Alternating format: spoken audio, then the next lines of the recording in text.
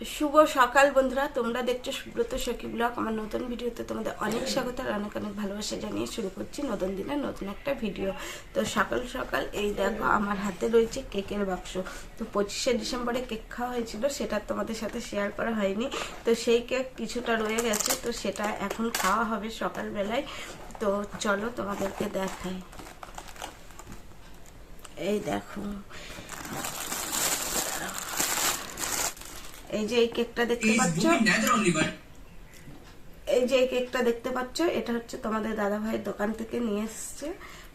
আর এইখানে আছে, এটা হচ্ছে তোমাদের দাদা ভাই নিয়ে এসেছিল একটা ফ্রুট কেক।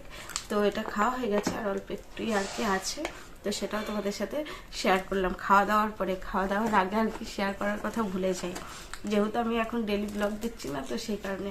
তো চলো এখন চা কেক খেয়ে নিই, তারপরে হচ্ছে রান্নাঘরে যাবো। চাটা খেয়ে চলে আসলাম বন্ধুরা রান্নাঘরে। আর এখানে দেখো পেঁয়াজের কলি কেটে নিয়েছি লম্বা লম্বা করে, আর এখানে চৌকো চৌকো করে আলু কেটে নিয়েছি। পেঁয়াজের কলি আর আলু দিয়ে ভাজা করবো আজকে, আর গাজর দেবো না।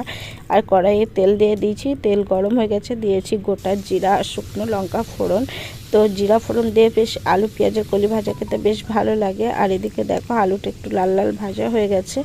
আর এখানে চালও তুলে নিয়েছি ভাত বসানোর জন্য। আর এখানে পেঁয়াজের কলিটা দিয়ে লবণ হলুদ একবারে দিয়ে দিয়েছি। তো এটা এখন ভাজা হোক। আর এদিকে দেখো এই সবে মাত্র আর কি ভাতটাও আর কি বসিয়ে দিলাম। আর পেঁয়াজের কলি আলু ভাজাটা আমার একদম কমপ্লিট হয়ে গেছে। আর এইভাবে ভাজা খেতে কিন্তু বেশ ভালো লাগে শীতের দিনে। আর এখানে ভাত বসিয়ে দিয়ে আমি ঘরে গেছিলাম, তো এসে দেখছি তোমাদের দাদা ভাই আবার মানে শিম আর আলু হচ্ছে সিদ্ধ দিয়েছে। মানে মাছ মাংস যাই থাকুক, আমার বরমশাইয়ের প্রত্যেক দিন কিছু না কিছু সিদ্ধ খাওয়া লাগেই। তো তারপরে এই দেখো বাজার থেকে চলে এসছে, এখানে নিয়ে এসছে হচ্ছে ভোলা মাছ, আর তার সাথে আবার একটা রয়েছে আমুদি মাছ। তো কড়াইয়ে তেল দিয়ে দিয়েছি, তো এখন হচ্ছে মাছ ভাজা হবে। আর মাছ নিয়ে আসলেই না ভাবতে ভাবতে অনেকটা সময় চলে যায় যে মাছ কী দিয়ে রান্না করব। আর শীতকাল তো সবজি দিয়ে মাছের ঝোল খেতেও কিন্তু বেশ ভালো লাগে, ফুলকপি বেগুন টেগুন দিয়ে। তো আমার ভোলা মাছটা শুধু ঝাল করলেই আর কি বেশি ভালো লাগে। তোমাদের দাদা ভাইয়ের পছন্দ সবজি দিয়ে। তো ওখানে মাছ ভাজা কমপ্লিট হয়ে গেছে। আর এখানে দেখো আমি আলু কেটে নিয়েছি আর বেগুন কেটে নিয়েছি। তো ভাবছি আজকে আলু বেগুন দিয়ে আর কি হচ্ছে মাছের ঝোলটা রান্না করব। তো মাছটা তুলে নেওয়ার পরে ওই তেলেই দিয়ে দিলাম আলু। তো আলুটা এখন লাল লাল করে ভেজে নেব। আলু ভাজা কমপ্লিট। আর এই দেখো তেলে একবারে মশলা দিয়ে ভালো করে কষিয়ে নিয়েছি। আর ধনেপাতা না আমি মশলা কষানোর সাথেই দিয়ে দিই, কারণ হচ্ছে মানে কাঁচা ধনেপাতা দিলে আমি একদমই তরকারি খেতে পারি না। তো তার সাথে একটু মানে বেগুনটাও দিয়ে দিলাম আর একটু জল দিয়ে দিলাম। তো বেগুনটা এখন ভালো করে কষিয়ে নেব। তো বেগুনটা এখন ভালো করে কষানো কমপ্লিট হয়ে গেছে। তো এবার হচ্ছে জল দিয়ে দেব। আর শীতকাল মানে কিন্তু সব তরকারিতেই ধনেপাতা মানে যারা পছন্দ করে তারা কিন্তু দেয়। আর আমার না ধনেপাতাটা অতটাও পছন্দ না, সেই কারণে আমি দিই না। কিন্তু আমার বরমশাই আবার খুব ভালোবাসে, সেই কারণে ওর জন্য এই মশলা কষানোর সময় আর কি দিয়ে দিই। তো এই দেখো আলু বেগুন সব কিছু কিন্তু একদম কষানো কমপ্লিট হয়ে গেছে। তো চলো এখন হচ্ছে তরকারিতে জল দিয়ে দেব, তারপরে তরকারিটা হতে থাক। শীতকালের বেলা কিভাবে যে কাজ করতে করতে টাইম চলে যাচ্ছে কিছু বোঝাই যাচ্ছে না। মনে হচ্ছে এই যেন ঘুম থেকে উঠলাম, আবার এই যেন খাওয়ার টাইম হয়ে যাচ্ছে। তো এই দেখো মাছের ঝোলটা আমার কিন্তু মোটামুটি হয়ে এসছে। আর এই আলুগুলোও কিন্তু সিদ্ধ হয়ে গেছে। আর এখন নতুন আলু মানে অল্পতেই সিদ্ধ হয়ে যায়, কিন্তু রান্না করার পরে মানে খেতে গেলে তখন মনে হয় যেন একদম শক্ত হয়ে গেছে। তো এই দেখো মাছগুলোও দিয়ে দিলাম।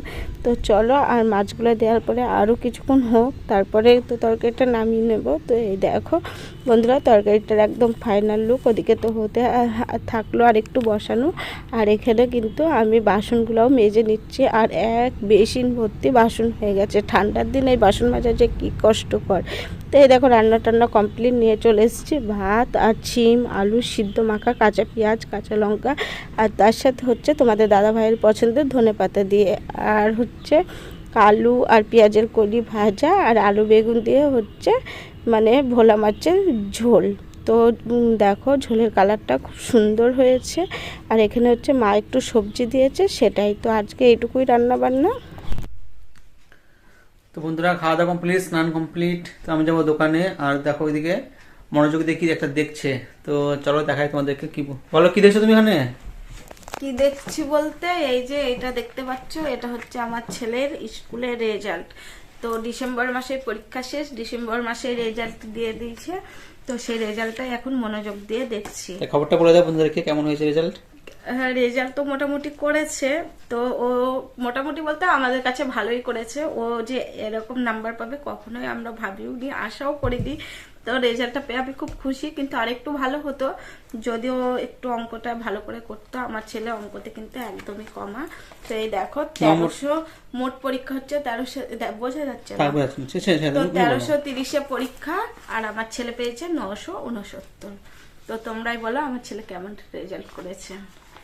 তো ওটাই দেখছিলাম, যদি অঙ্কটা আরেকটু ভালো হতো, আরেকটু রেজাল্টটাও ভালো হতো। তোমরা আশীর্বাদ করো আমার ছেলে যেন এইরকমই পড়াশোনাটা ভালো করে করতে পারে, আর এই পড়াশোনাটা যেন ও ধরে রাখতে পারে। মানে ধরে রাখাটাই মেন। এখন যেহেতু ছোট আছে, আমরা বকে ধমকে করাচ্ছি, আর এবারে আস্তে আস্তে বড় হবে, ওর নিজের একটু ইয়ে হবে, তখন আবার বদমাইশি হয়ে যাবে, তখন আবার হয়তো পড়াশোনাটা খারাপও হয়ে যাবে, জানি না কি হবে। তো যাই হোক, চলো বন্ধুরা, আবার পরে আসছি।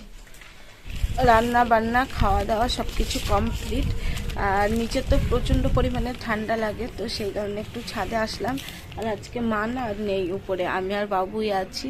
তো মা গেছে একটু ওপারে, তো আসলে আবার মা রান্না টান্না করবে, আর একা একা ভালোও লাগে না। তো ভাবলাম নিচে খুব ঠান্ডা করছে, তো চলো একটু ছাদে গিয়ে ছেলেকে নিয়ে বসি। ছেলে ওদিকে একটু পড়াশোনা করছে, তো চলো ওই যাবো হচ্ছে ওই ওপর ছাদে। তো তোমাদের দাদাভাই গাছে জল দিতে এসেছিলো, বললো ফুল ফুটেছে। তো চলো কি ফুল ফুটেছে সেটা তোমাদের সাথে একটু শেয়ার করি, আর আমি নিজেও দেখে আসি। এই দেখো বন্ধুরা, ছাদের উপর তো চলে আসলাম।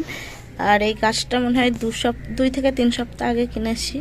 তো এই দেখো গাছে হচ্ছে ফুল ফুটেছে, কত বড় দেখেছো? জবা ফুলের কালারটাও খুব সুন্দর, আর ফুলটার সাইজটাও অনেকটাই বড়। গাছ কিনে এনে যদি কম ফুল ফোটে তো ভালোই লাগে। আর এখানেও একটা গাছ আছে, এটাও জবা গাছ, তো করে এসছে। তো ফুলটা যখন ফুটবে তোমাদের সাথে শেয়ার করবো।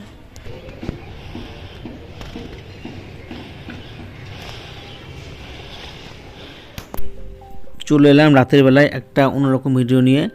তো এটা কিছুদিন আগে আমাদের এখানে হয়েছিল এই পুজোটা, কালিকা মাতার পুজো, যেটা একমাত্র বহরমপুরে এই পুজোটা হয়।